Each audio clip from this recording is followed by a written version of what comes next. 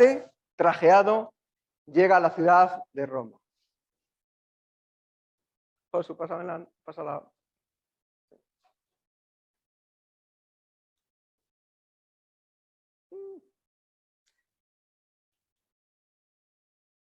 Bueno, pues este señor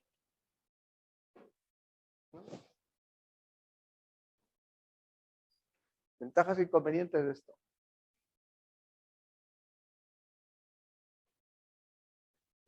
Pues este señor se llamaba Marción y venía de una ciudad, había nacido en una ciudad que se llamaba Sinope, en la provincia del Ponto. Está en Turquía, en la parte superior de Turquía, y su padre era armador. Parece que él también se había dedicado al negocio de hacer barcos, de construir barcos, un negocio bastante lucrativo.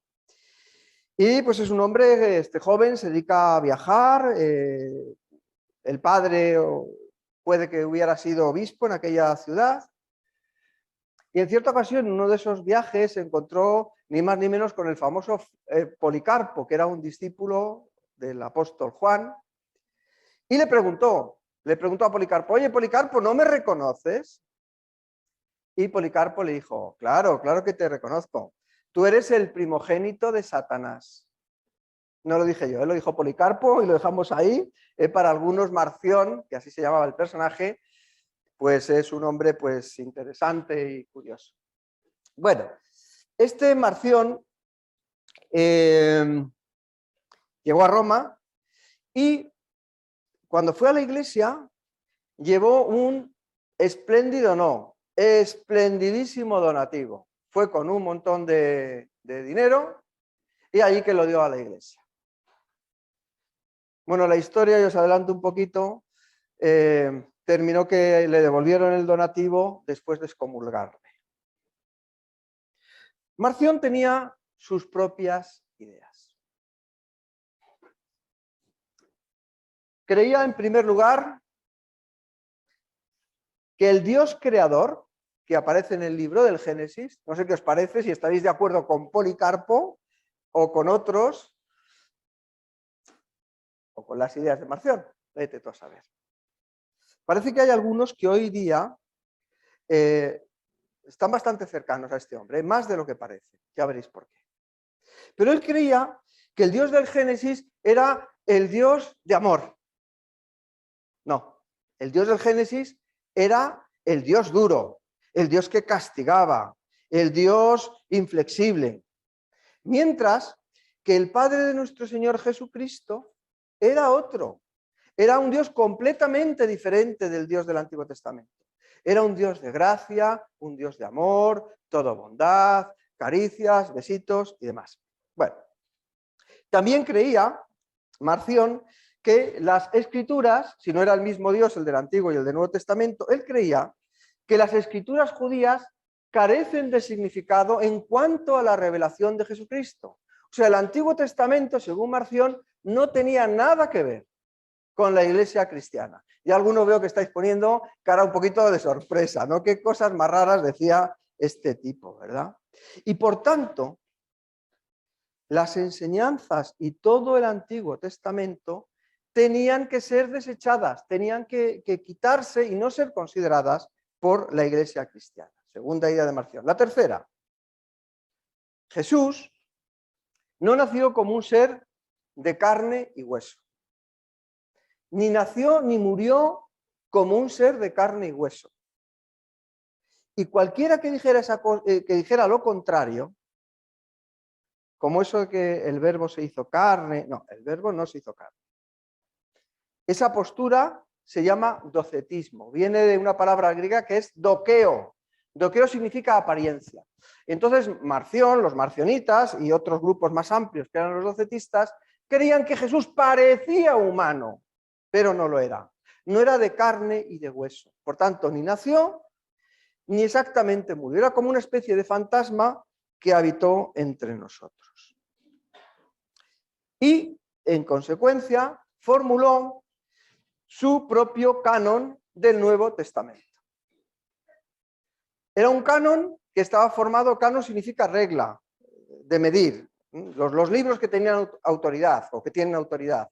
Y él creía que solamente tenían autoridad las cartas de Pablo, porque estas cartas de Pablo, según él, pues hablaban continuamente de la gracia, del amor de Dios. Solamente las cartas de Pablo y el Evangelio de Lucas. Curioso, ¿eh? Eso sí, una vez expurgadas, una vez limpiadas de todos los reductos que pudieran sonar a judaísmo. O sea, que eran las cartas de Pablo, pero las cartas de Pablo pasadas por la criba de la autoridad marcionita. Y además de esto, fundó su propia iglesia. Una iglesia que bautizaba en el nombre del Padre, del Hijo y del Espíritu Santo. Una iglesia que celebraba todos los domingos la Santa Cena, partiendo el pan, tomando el vino y recordando que eso era lo que Jesús había hecho por nosotros en la cruz del Calvario. Tenía todo un sistema de ordenación de la iglesia igual al de las iglesias que no pensaban como él. Es la primera iglesia apóstata de la historia. La clave: despreció y desechó el Antiguo Testamento. Para responder a esto, la Iglesia católica, no en el sentido de católica romana, ¿vale? La Iglesia católica significa, catholique significa universal, hacia el todo. Entonces, frente a este canon marcionita, la Iglesia elaboró su primer canon, que es el que tenemos hoy día, del Nuevo Testamento. Dijo, mira, no hay solamente un evangelio, hay 4, como decía esta mañana Ángel, cuando uno compara los 4 evangelios. Había 4, no uno solo. Esto es muy interesante y hablaremos de ello en alguna otra ocasión. Y estableció cuáles eran los libros, la autoridad. Y estableció un principio que después se leyó con estas palabras. Novum invetere latet, et in novo vetus patet. Que significa, el Nuevo Testamento, el Nuevo, en el Antiguo está latente. Es decir, de alguna forma, en el Antiguo Testamento estaba Jesús, estaba la buena noticia de Jesús, latente, esperando explotar, esperando salir dentro del Antiguo Testamento. Y en el Nuevo Testamento, el Antiguo patet.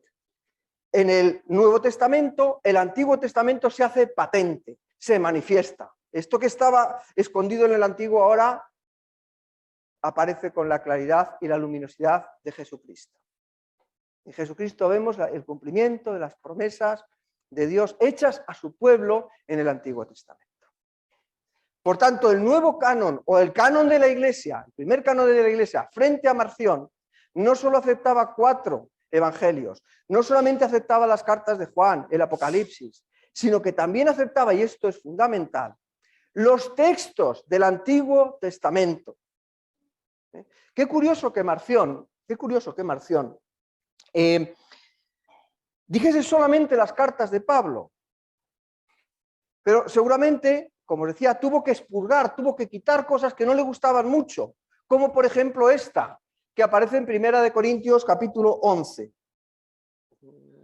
No tengo el versículo. Dice, estas cosas sucedieron como ejemplos para nosotros. Está hablando de Moisés. Estas cosas de las que está hablando, si queréis leéis el capítulo 11 de 1 Corintios, sucedieron como ejemplo para nosotros, estas cosas de Moisés y de la ley. Y, fijaos, están escritas. ¿Dónde? En el Antiguo Testamento. ¿Y para quién estaban escritas? Solamente para los judíos, dice Pablo. Y están escritas, escribiendo a los judíos, están escritas para nosotros, para nuestra edificación. Como ejemplos. ¿Aprendemos de la teoría? Sí, pero aprendemos más de los ejemplos. Y Romanos, la epístola a los Romanos, también esto creo que Marción lo debió tachar. La epístola a los Romanos, capítulo 15, versículo 4, dice, porque las cosas que se escribieron antes o sea, el Antiguo Testamento, para nuestra enseñanza se escribieron, a fin de que por la paciencia y la consolación de las Escrituras, o sea, el Antiguo Testamento, tengamos esperanza. Así que no podemos y no debemos, como cristianos, olvidar o menospreciar lo que se enseña en el Antiguo Testamento. La gracia no anula la ley. La perfecciona, la completa y hasta cierto punto la explica. Hoy más que nunca, o tanto como siempre, necesitamos volver a las fuentes de agua viva. Necesitamos regresar a ese pasado donde está la vida. Porque esas cosas fueron ejemplos para nosotros y se escribieron para nuestra enseñanza. ¿Creéis que en las Escrituras, dice Jesús en cierta ocasión, tenéis vida? Creo que las diapositivas no se van a ver, así que me olvido de ellas. Y digo hoy más que nunca, porque hubo también ocasiones en el propio Antiguo Testamento en las que los profetas tuvieron que recordarle al pueblo de Israel que volviese a leer, en más de una ocasión, que volviese a leer lo que estaba escrito en los libros de Dios, en los libros de la ley, que volviese al Antiguo Testamento. Y un ejemplo es el versículo que hoy quería comentar. Está en Jeremías 6:16. Eso sí, si lo puedes poner, estaría bien, Josué. Jeremías 6:16. Así dijo Jehová. Y esto se lo dijo también a hombres del Antiguo Testamento, que estaban olvidando lo que Dios había dicho. Dice, paraos en los caminos y mirad, y preguntad por las sendas antiguas, cuál sea el buen camino, y andad por él, y hallaréis descanso para vuestra alma. Más dijeron, no andaremos. También el pueblo de Dios, no solamente la iglesia cristiana, también el pueblo de Dios del Antiguo Testamento, el pueblo de Israel, necesitaba y necesita volver a estudiar y a entender lo que Dios había dicho en aquel momento. Necesita pararse. Necesitamos pararnos. Paraos en vuestros caminos. Paraos en vuestros caminos. ¿Y sabéis por qué es necesario pararse? Porque las prisas, en primer lugar, por muchas cosas, pero en primer lugar porque dice el refrán castellano que las prisas no son buenas consejeras. Y cuando vas haciendo algo rápido, no es raro que las cosas no salgan bien. No porque no las sabes hacer, sino porque vas muy rápido. Y a veces parece que vamos como pollos sin cabeza. ¿Vivimos la vida? No. Dejamos que la vida nos viva a nosotros y no nos damos cuenta de lo que estamos perdiendo. Y consumimos y gastamos y después de tal actividad otra y otra y ahora una serie y ahora otra actividad y ahora un teatro y ahora un cine y ahora otra cosa. Incluso iglesia. Nos toca consumir iglesia, ponemos a la iglesia rápido, empieza la hora, punto, va, nos vamos. Otra actividad, otra cosa más.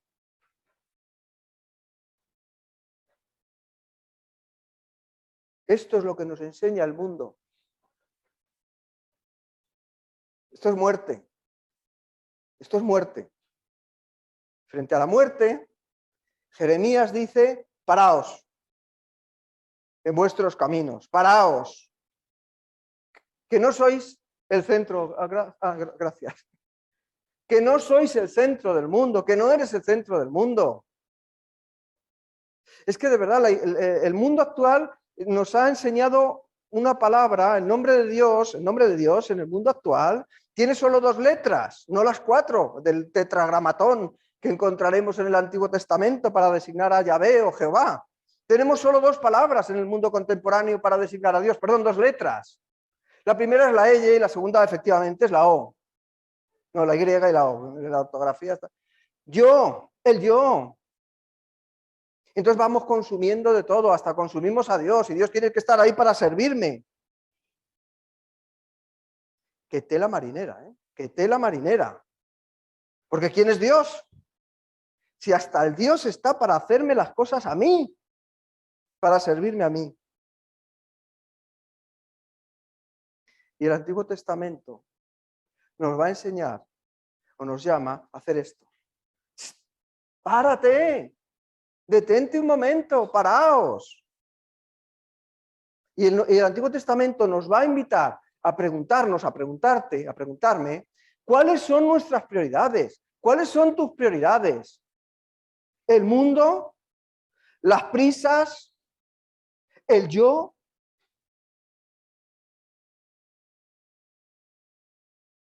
O escucha Israel, Jehová tu Dios, uno es. ¿Dónde está el centro de tu vida? ¿Dónde está? Párate, piénsalo. ¿Quién es Dios? ¿Quién soy yo? Y para descubrir a Dios, sobre todo los que le hemos visto ya en el rostro de Jesucristo, en la cara de Jesucristo hemos visto quién es Dios, no hay mejor lugar que ir al Antiguo Testamento. Paraos en los caminos y mirad. Mirad. ¿Sabes lo que pasa? Que si uno va deprisa, que si uno va en la vida todo corriendo y no se para, no ve. Una cosa es ver, una cosa es la sensación y otra cosa es la percepción. Lo explico. La sensación es un fenómeno fisiológico que tiene que ver con los ojos, con unas vías que unen el ojo con la corteza cerebral y unos procesos que se producen ahí en el cerebro que son de carácter biológico. La sensación es un proceso biológico. La percepción es darse cuenta de lo que uno está viendo. La percepción es la toma de conciencia de la sensación, porque a veces vemos cosas, pero no las percibimos.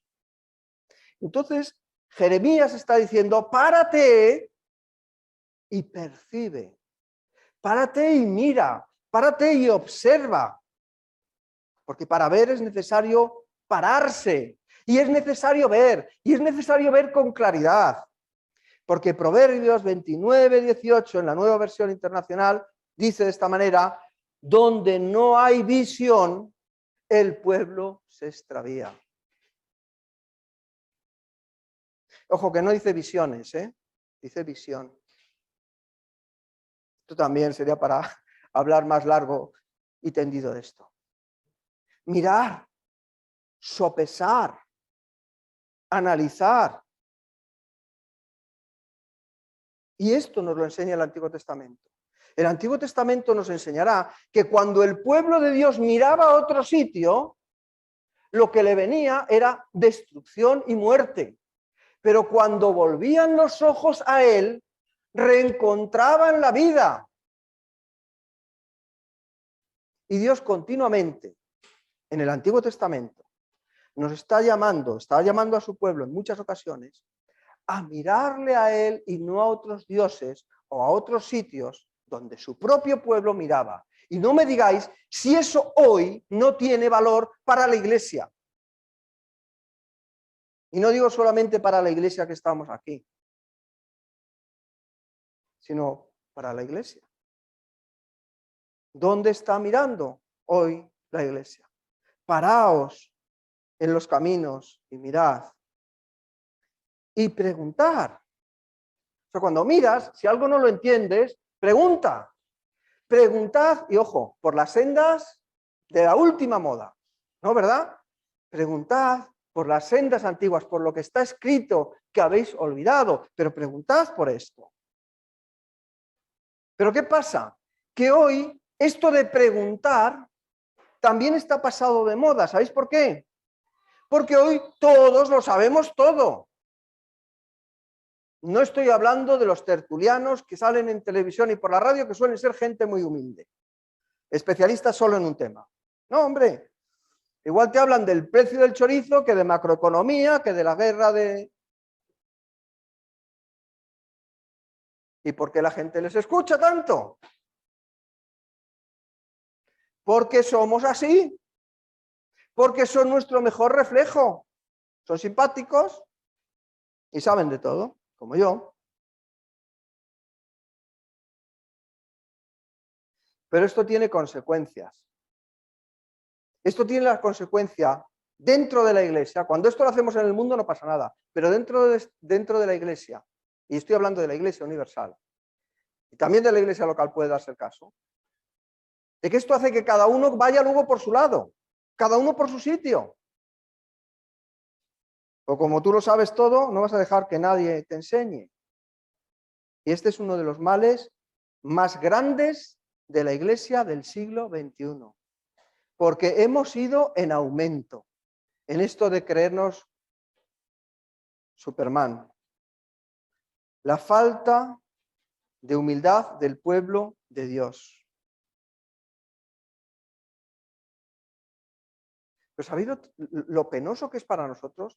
Que el pueblo de Dios tiene personas preparadas en muchísimos ámbitos de la vida, que si en lugar de estar peleados y siendo orgullosos y soberbios y egoístas, reconociéramos lo que tiene el otro,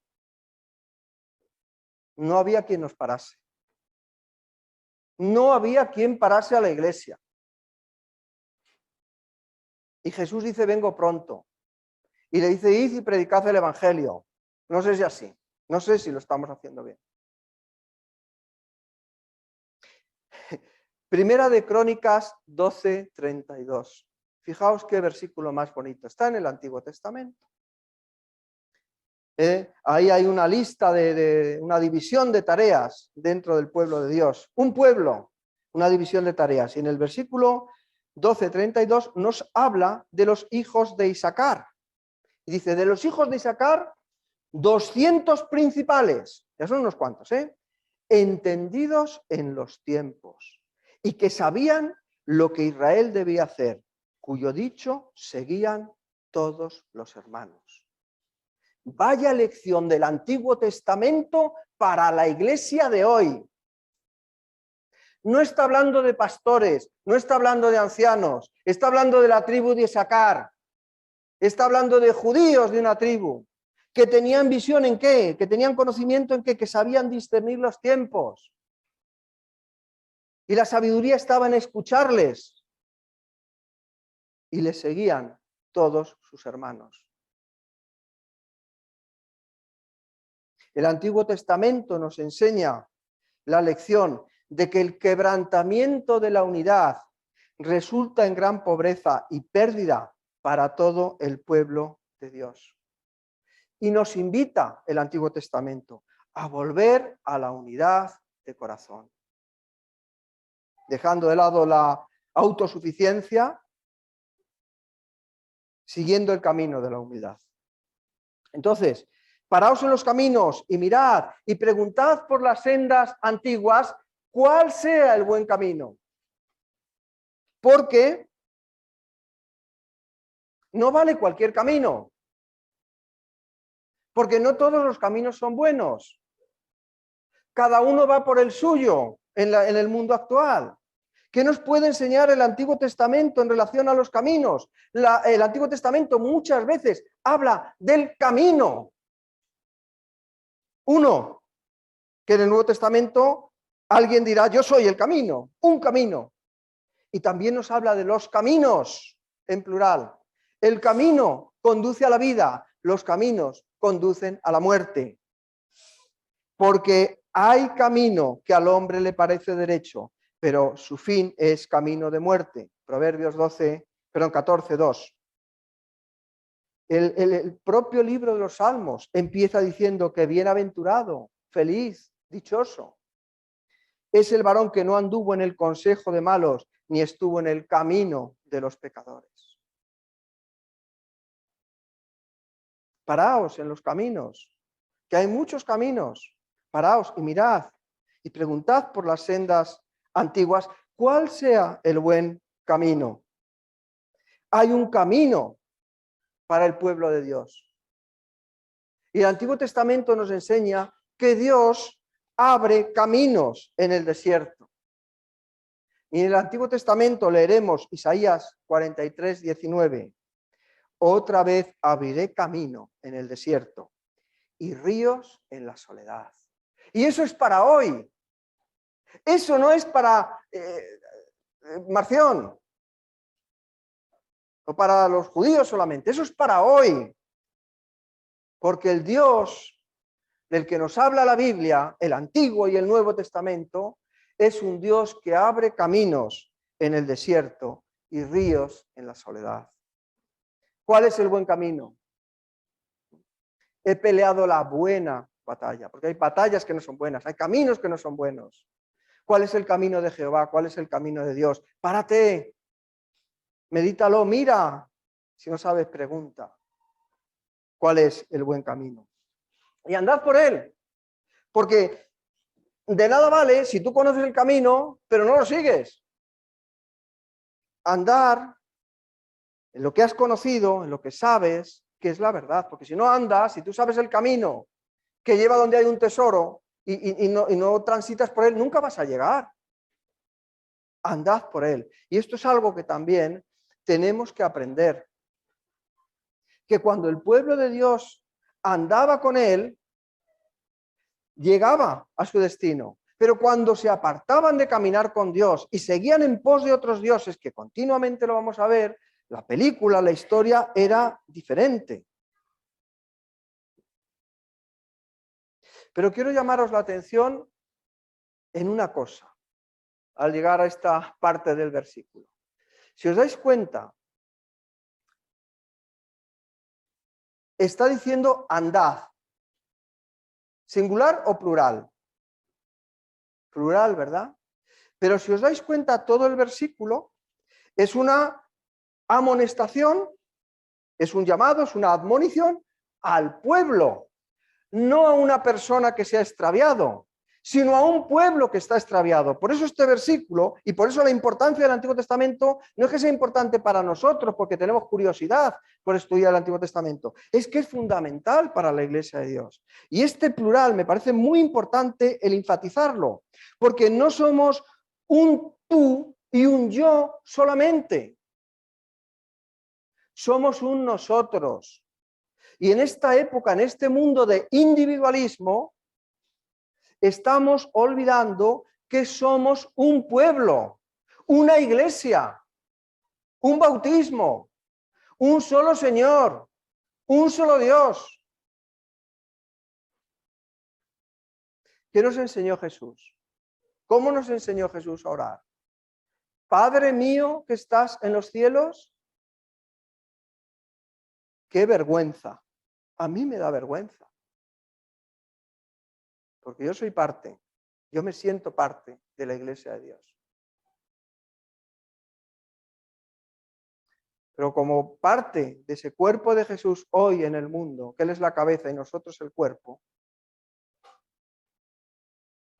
puedo decir Padre nuestro, pero tengo que vivir Padre nuestro, que seáis uno, para que el mundo crea. Crea. Andad en el camino de la unidad, andad en el camino de la verdad, buscad lo que está mal, modificad, enderezad las sendas, buscad a Dios y Él hará. Padre nuestro que estás en los cielos, venga a nosotros tu reino. Al principio del Evangelio de Mateo, como lo tenemos recientito, no se nos olvidará.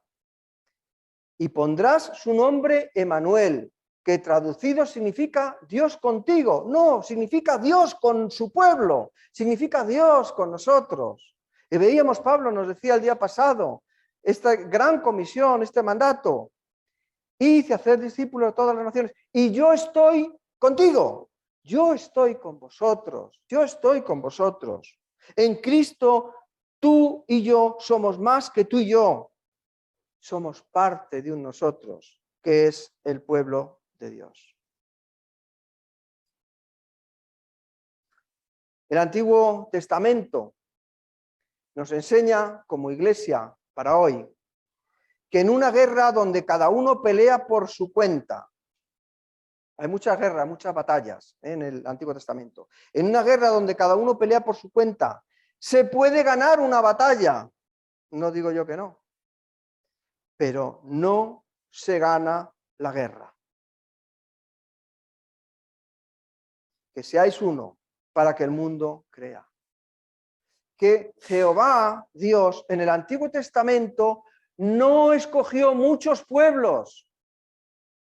No tenía los pueblos de Jehová. Eso no es, no. Escogió un pueblo, uno.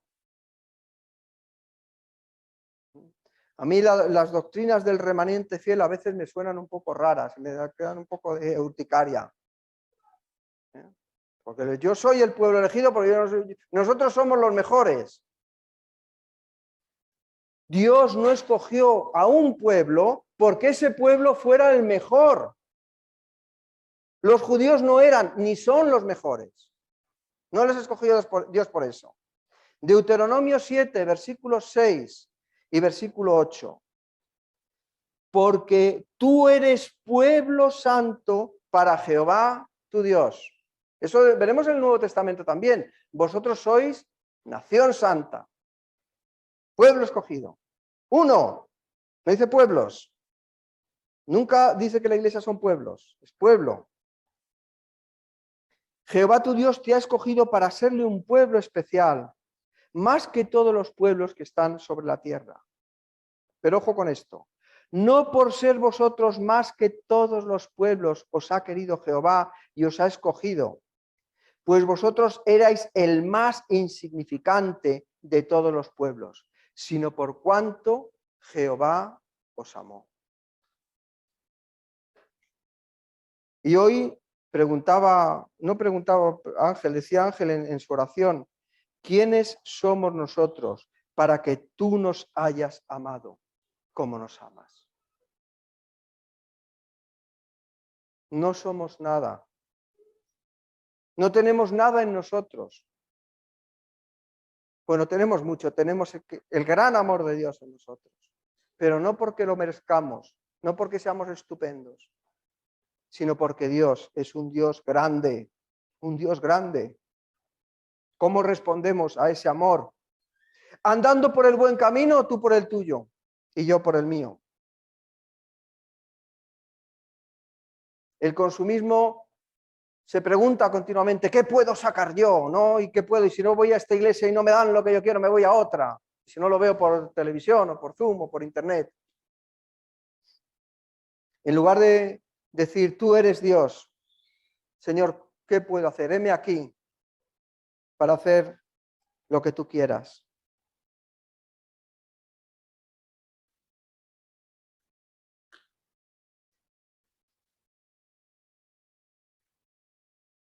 Se me olvida el versículo.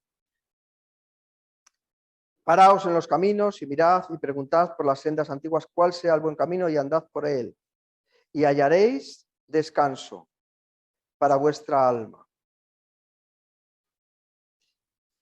Si hay algo que el mundo ha perdido hoy, es la paz. Pero no es solo la paz interior, no solo ya la paz espiritual, no solo ya la paz del alma, es que hemos perdido la paz hasta del cuerpo, que estamos guerra tras guerra, matanza tras matanza. Hemos perdido la paz. Y aquí en un versiculito del Antiguo Testamento se nos da el secreto de que podamos encontrar y descansar en la paz.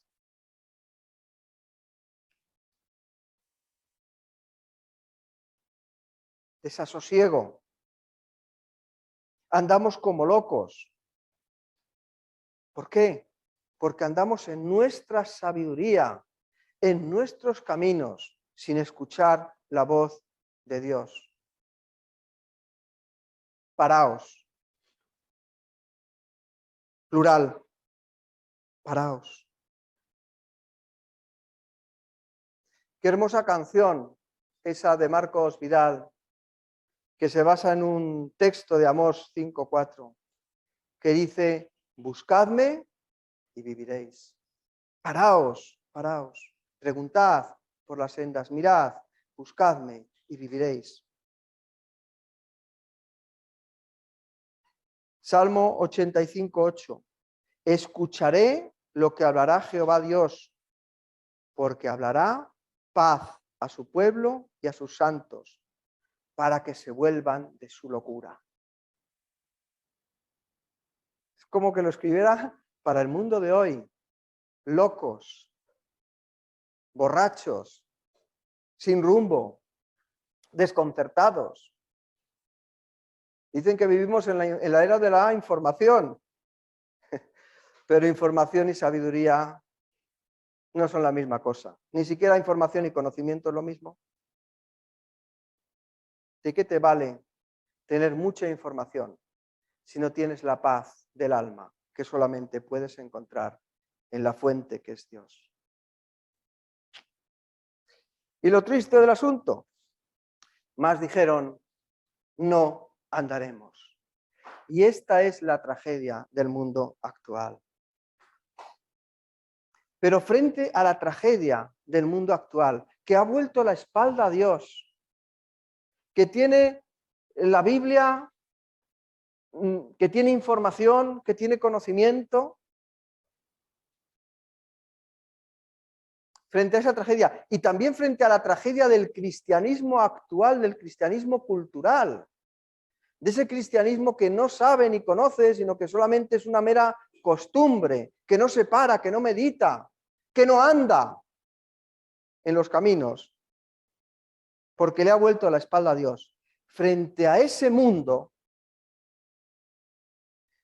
como dice la canción de Marcos Vidal, Dios sigue hablando. Dios sigue hablando. Si se humillare mi pueblo, sobre el cual mi nombre es invocado, y oraren y buscaren mi rostro, y se convirtieren de sus malos caminos, entonces yo iré desde los cielos y perdonaré sus pecados y sanaré su tierra. Dios quiere hacer grandes cosas con su pueblo. Y es tan fácil como que nos ha dicho que tenemos que hacer. Volvernos a Él, pararnos, encontrar de nuevo el camino y andar por Él. Y Él hará todo lo demás. Y veremos grandes cosas. Es que lo que perdimos, es que hemos perdido mucho tiempo hasta ahora. Joel 2:25, yo restituiré los años que comió la oruga, el saltón, el revolcón y la langosta. Si te vuelves a Dios, si nos volvemos a Dios, no hay pérdida, solo ganancia. Ganancia para Él, para su reino y para su gloria. No podemos ceder al desánimo, sino todo lo contrario. Antes bien, estoy leyendo en 1 Corintios 2:9, antes bien, como está escrito, cosas, y esto es para nosotros, cosas que ojo no vio, es para nosotros. Iglesia, compromiso con Cristo de Alcalá de Henares. Esto es para ti, para mí, pero no para ti, para mí solo, porque no funciona así. Es para nosotros. Cosas que ojo no vio, ni oído yo, ni han subido al corazón del hombre, son las que Dios ha preparado para los que le aman. Amén. Pues vamos a orar.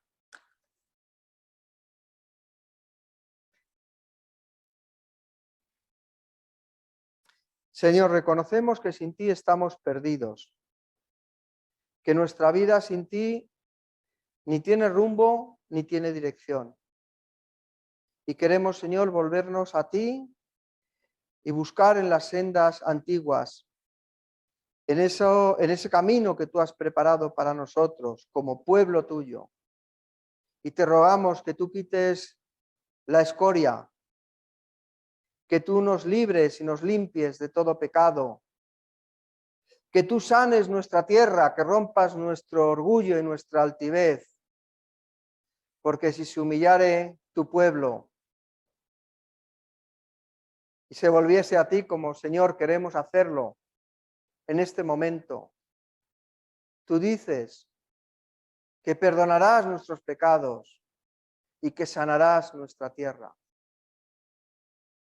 De todo corazón, Señor, queremos pedir que lo que nos impide rendirnos a ti, que las barreras que nos separan de ti, que tú las rompas. En el nombre de Jesús, sabemos que no es con espada, ni es con ejército, ni por fuerza, pero que sí por tu Santo Espíritu tú toques nuestros corazones, toques el corazón de tu iglesia y nos hagas volver la mirada de nuestro yo y de nuestro mundo a ti, al tuyo, a tu reino. Que nos des fuerza, Señor, para hacer eso a lo que tú nos has llamado. Id y haced discípulos a todas las naciones. Límpianos, Señor. Haznos dignos de llevar tu evangelio, de llevar tu palabra, de llevar tu ejemplo en nuestras vidas a otros, para que el mundo crea. Y renunciamos, Señor, a nuestra pobreza. No, nuestra pobreza de espíritu no. A nuestra miseria de fe. Esa fe que cree tan poco. Y pedimos también, Señor, que tú nos aumentes la fe para creer en ti y creer también en tus promesas. Que tu palabra se haga carne en nosotros. Te lo pido en el nombre de Jesús.